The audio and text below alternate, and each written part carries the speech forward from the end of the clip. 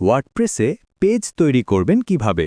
Step 1, প্রথমে WordPress admin প্যানেলে login করুন। স্টেপ 2, এরপর এই পেজের মধ্যে যান। স্টেপ 3, এরপর এই অ্যাড পেজের মধ্যে যান।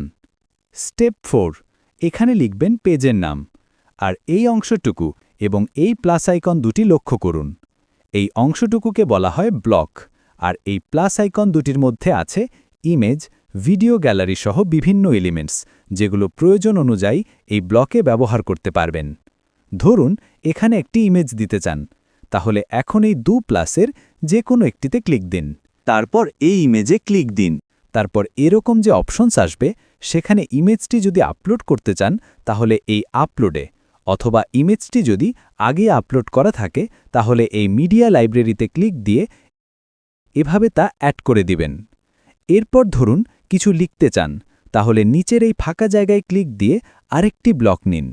তারপর যা লিখতে চান লিখুন, যেমন আমি লিখলাম ঠিকানা।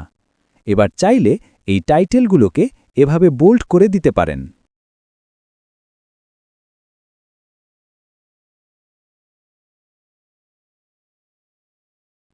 এবার ধরুন একটি ভিডিও দিতে চান, তাহলে পুনরায় ফাঁকা জায়গায় ক্লিক দিয়ে আরেকটি ব্লক নিন।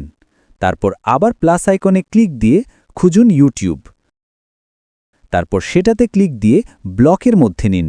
এরপর এরকম যে অপশন আসবে, সেখানে ইউটিউব ভিডিওর ইউআরএলটি পেস্ট করে দিন। তারপর এই এমবেড বাটনে ক্লিক দিন। ডান। এভাবে ইচ্ছেমতো এলিমেন্টস দিয়ে পেজ তৈরি যখন শেষ হবে, তখন এই পাবলিশ বাটনে ক্লিক দিবেন। ব্যাস, পেজ তৈরি কমপ্লিট। এখন এই লিঙ্কে ক্লিক দিয়ে পেজটি ভিজিট করে দেখে নিতে পারেন সবকিছু ঠিকঠাক আছে কিনা।